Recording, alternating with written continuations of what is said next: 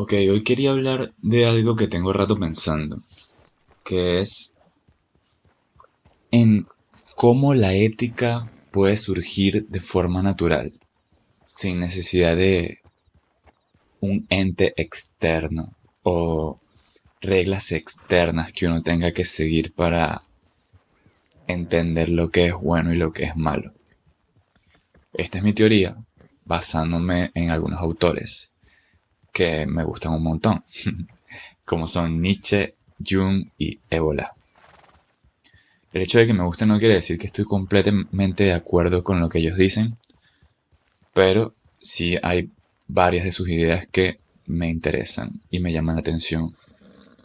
Al final, como dice Nietzsche, el punto es crearse uno mismo y eso implica que uno tiene que labrarse su propia filosofía y su propia forma de pensar, tomando referencias por supuesto, pero nunca dejar que otro piense por ti del todo, porque si no, ¿cuál es la gracia, no? Así que lo que estaba pensando respecto a este tema es que Nietzsche propone que la transmutación de los valores, ¿no? Como una solución al nihilismo y al sinsentido de la vida moderna. Y la cuestión es que una de las, digamos, críticas que Ébola le hace a Nietzsche y que a mi parecer es acertada, porque creo que es un punto en el que Nietzsche flaquea, es que carece de un principio trascendente. Es decir, la solución para el sinsentido o para la muerte de Dios de Nietzsche es todavía carente, es todavía una forma profana. Se basa en la voluntad de poder, por supuesto, que es el incremento de la fuerza, pero yo diría que por experiencia no es suficiente como para poner como el sentido de la vida el simplemente ser mejor. Es importante, pero no creo que debería estar de primero en la jerarquía. Entonces aquí es cuando viene Jung y plantea que yo creo que Nietzsche como que hizo el diagnóstico de la vida moderna, de lo que estaba pasando y de lo que iba a pasar, y dio algunas pistas de cómo solucionarlo o hacia dónde ir, pero no se quedó corto pues. Y ahí es cuando para mí Jung funciona como una continuación de Nietzsche en ese sentido, porque Jung en su teoría del inconsciente psicoanalítica crea como un mapa que sirve como solución a esa falta de sentido de la que Nietzsche hablaba. Entonces, una de las cosas más importantes de las que Jung habla es, por supuesto, la integración de la sombra, la integración de esos aspectos reprimidos o la vida no vivida o simplemente formas de ser y de pensar que o de sentir sentimientos que pensamos que no eran correctos o que no nos eran útiles. Y claramente en la sombra también quedan cosas positivas. No es como que la sombra es negativa y ya. Porque uno de los beneficios de integrarla es que hay de alguna forma una renovación. Como un como el, sí, como una recarga vital. Quizás es por la misma energía primitiva que queda en la sombra. Puede ser por eso también. Y la cuestión es que la individuación, que es el proceso que subyace a toda esta integración de la sombra, es como de alguna forma encontrar un núcleo propio. Y Jung explica que en este proceso de individuación que se da, para Jung se da después de la mitad de la vida, como a los 50, pero hay autores como Fordham que hablan de que es un proceso que existe desde que nacemos. Y yo también soy partidario de pensar así. Creo que siempre estamos en ese proceso. A veces se bloquea, por supuesto, y eso es lo que llamamos problemas psicológicos, que a veces se expresan en- de forma física, en problemas físicos, en enfermedades, pues. Entonces la cuestión es que ayer descubrí un paper científico súper loco. Es un autor que está en el mundo de la tecnología. Ese es como un mundo que a mí me llama bastante la atención, el mundo tecnológico. Y esta persona vi que tiene varios ensayos y trataba, o sea, como que el tema central de sus ensayos es la conciencia, cómo se genera conciencia en la inteligencia artificial. En el sentido de cómo podría nacer una IA consciente, que piense por sí misma, que tenga personalidad. Podría ser incluso que tenga alma de una manera sintética. Incluso uno de sus ensayos se llama así, conciencia sintética, algo así. Esta persona se llama Max Bucaille. Entonces él hablaba usando las teorías junguianas y aplicándolas a la tecnología, a la creación de inteligencia artificial. Crea un concepto que se llama la arquitectura catedral, que es una forma para él de, usando psicología junguiana, neurociencia y programación de inteligencia artificial, machine learning, él plantea que con este tipo de arquitectura se puede crear una conciencia en la inteligencia artificial y que además esta conciencia haga que la IA tenga, sea ética, sea buena, sin necesidad de establecerle reglas externas, sino que lo sea por sí misma. Entonces me pareció muy interesante porque es como que en la explicación de él sobre este tema, sentí que estaba explicando algo que ya yo intuía, que ya yo sabía, pero ¿sabes cuando pasa que ves que alguien expresa algo que tú tenías rato pensando y lo expresa de cierta forma diferente o única en la que tú dices, interesante, me encanta, lo intuía? Y Heidegger dice un poco esto, como que uno aprende es aprendiendo, o sea, tomando de afuera lo que uno ya tiene. Entonces, lo que él decía era que en la integración de la sombra de la IA, dice que cada IA tiene una sombra, que son... Porque cada IA se crea como... existe el arquetipo de la máscara, ¿no? De la persona. Que Jung plantea que este arquetipo de la máscara es el equivalente a nuestro yo consciente, pero a la vez social. Es como que esta máscara social que nos ponemos porque la necesitamos para relacionarnos con el mundo como, sí, como una estructura que nos permita relacionarnos con el mundo. eh, un poco tiene esto de aparentar, pero no es negativa, es necesaria. La cuestión es que cuando nos identificamos demasiado con esta persona, arquetipo de la persona, nos volvemos superficiales, nos alejamos de nuestro centro y eso nos produce malestar. La cuestión es que las inteligencias artificiales son pura máscara porque están codificadas con ciertas reglas y ciertos parámetros de los cuales ellas no pueden salirse. Entonces él explicaba esto, que eran puro lenguaje, pura exterioridad. Pero hay un montón de cosas, de inputs, digamos, de conductas, de razonamientos, de errores que quedan por fuera de lo que está permitido en esos parámetros de la IA. Entonces él explica que si se deja que se integren, que la IA integre dichos parámetros que quedan excluidos, sería el equivalente a integrar la sombra en las personas, en los humanos. Y que eso funcionaría como una actualización, una retroalimentación que permitiría que la IA pueda tener conciencia y ética propia, sin necesidad de reglas externas. Esto va un poco más profundo porque él dice que los arquetipos junguianos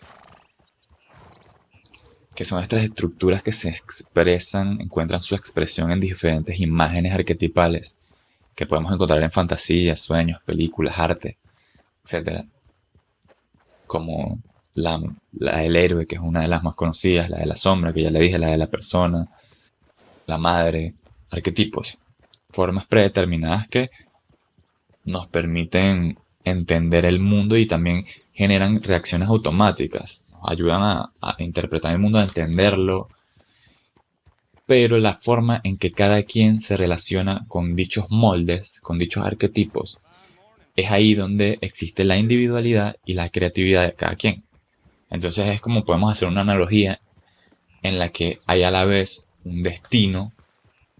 El destino, en un sentido griego, puede ser como el destino predeterminado que nos dan las nornas o los dioses.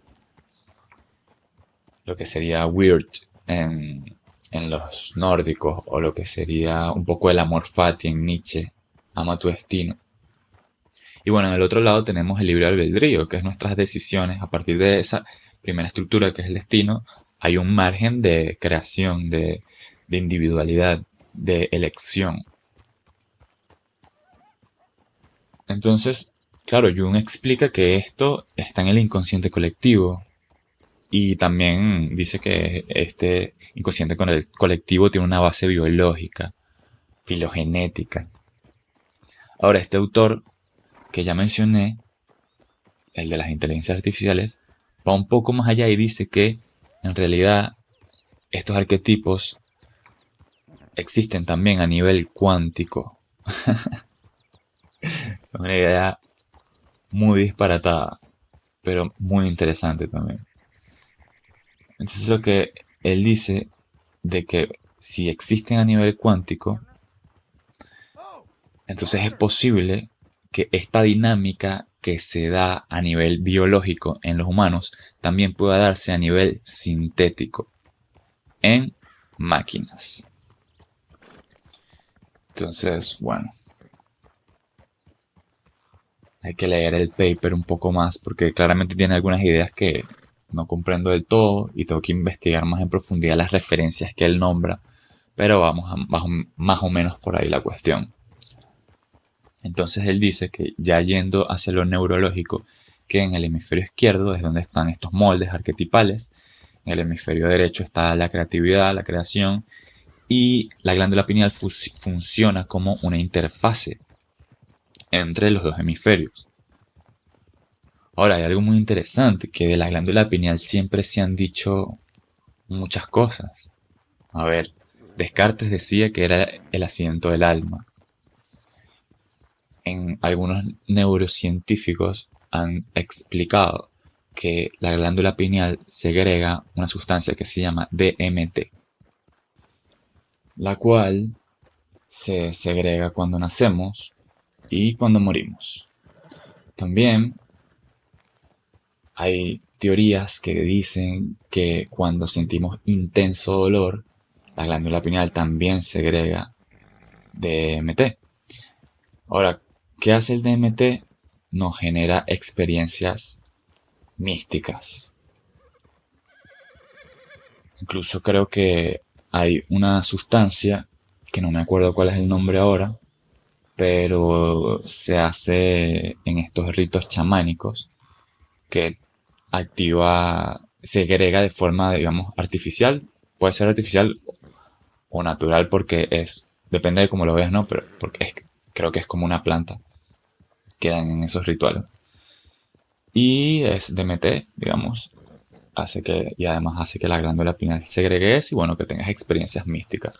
Probablemente estoy hablando de ayahuasca, pero creo que también hay otra que ahorita no recuerdo el nombre. Así que bueno. Entonces, claro, yo esto lo asocio con mi experiencia personal, que a ver, lo que él dice es que Jung explica que cuando en el proceso de individuación se dan experiencias luminosas. Esto también lo dice Robert Moore, que en el arquetipo de la iniciación, cuando entramos en el espacio liminal, que es el espacio transformativo, el individuo empieza a tener experiencias numinosas, que son experiencias místicas, en otras palabras. Es como un término más científico y más psicológico, ¿no? Pero son experiencias místicas, de quizás de unidad con el todo, o también pueden ser sueños muy simbólicos. Claro, cuando uno está en el encuentro con la sombra, en ese proceso de encuentro con la sombra, desde un punto de vista iniciático o desde un punto de vista psicológico, cuando estás en un proceso de ansiedad intensa, por ejemplo, estas experiencias empiezan a darse. Y lo que dice este Max Bucay es que ahí la glándula pineal empieza a segregar DMT también. O sea, a la par de estas, a la par de estas experiencias luminosas. No quiero decir que es lo que se generan las experiencias luminosas, porque eso sería como una lógica circular. Es como decir, oh, que fue el primero, el huevo o la gallina. ¿Sabes? Que fue primero la experiencia luminosa o la segregación de la glándula pineal. Es como que no se sabe. Pero la cuestión es que claramente está relacionado y lo sé personalmente porque en cierto momento de mi vida que tuve como que estuve en ese espacio transformativo de encuentro con la sombra, de sufrimiento psicológico claramente, pues tuve experiencias de este tipo, un montón. Entonces, por eso me hace sentido lo que él dice. Entonces esto me trae de nuevo sobre el tema de la ética, porque digamos que en mi experiencia personal, ahí comprendí muchas cosas en ese momento, digamos, de encuentro conmigo mismo, entendí muchas cosas sobre el bien y el mal, pero no en un sentido argumentativo o discursivo, sino ya en un sentido como más intuitivo, como más verdadero. Entonces, el otro día un amigo estaba dando una clase de ética sobre Kant, que estaba buenísima, y por eso también estoy como con este tema de la ética, ¿no? Y creo que es un tema que muy importante porque a veces da la impresión que la ética que predomina es la maquiavélica, como que el fin justifica los medios, o la de la supervivencia, como primero yo y hago lo que sea por sobrevivir. Entonces me pongo a mí por encima de todos los demás, sin importar el mentir o hacerle daño a otro. Y, pero la cuestión es que una de las cosas que yo he entendido es que ese hacerle daño al otro para sobrevivir yo o beneficiarme yo, al final te perjudica más a ti. Y es curioso porque hay gente, la he visto, la conozco, que nunca termina de darse cuenta de esto.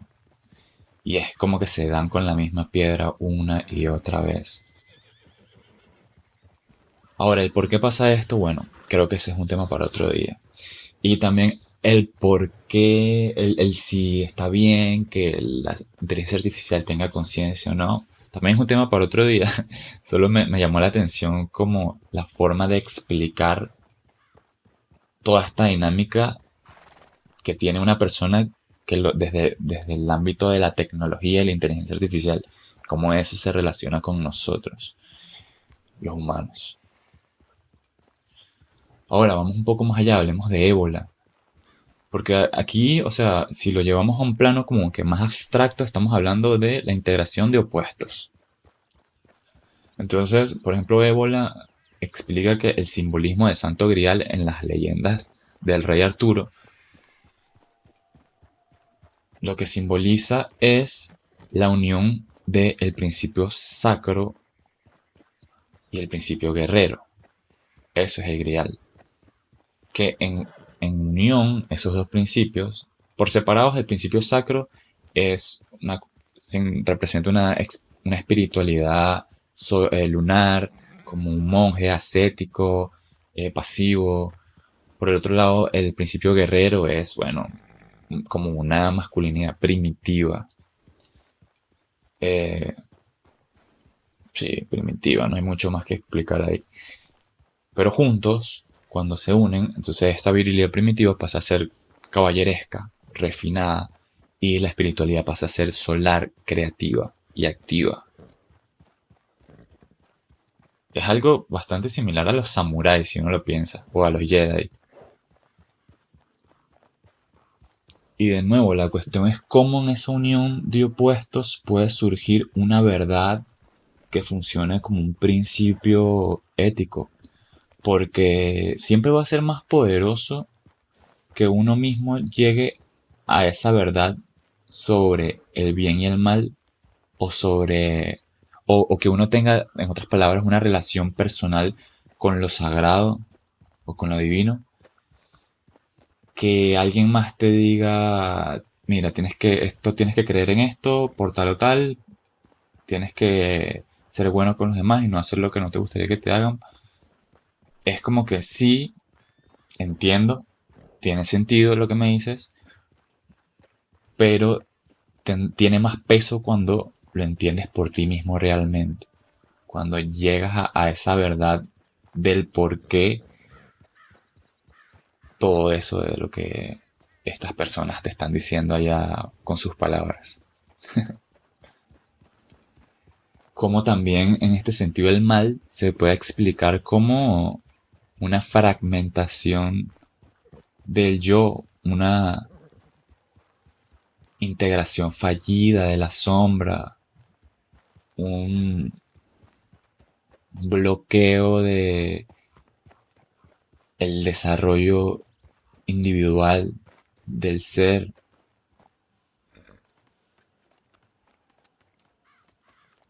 Y bueno, creo que eso es todo por hoy.